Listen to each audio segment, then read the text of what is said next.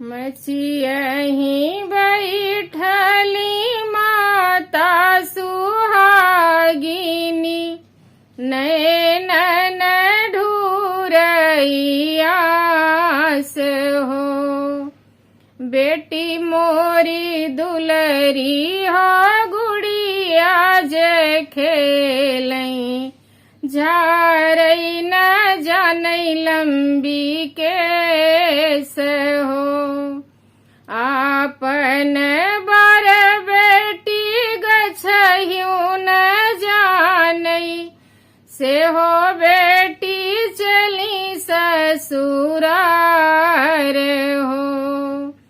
माता जी रोई बबैया समझाई, सुन धनायरज हमार हो।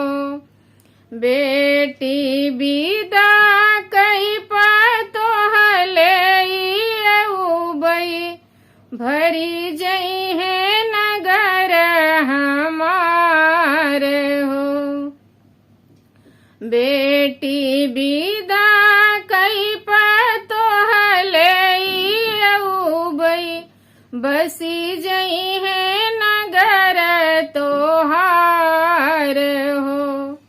केतनऊ तू मोरे स्वामी हमई समझावा, मोर जियरा धीरा नाही होई हो। मचियहि बैठली माता सुहागिनी, नैनन ढूरइयास हो। बेटी मोरी प्यारी बेटी गुड़िया जे खेलई, झारई न जाने लंबी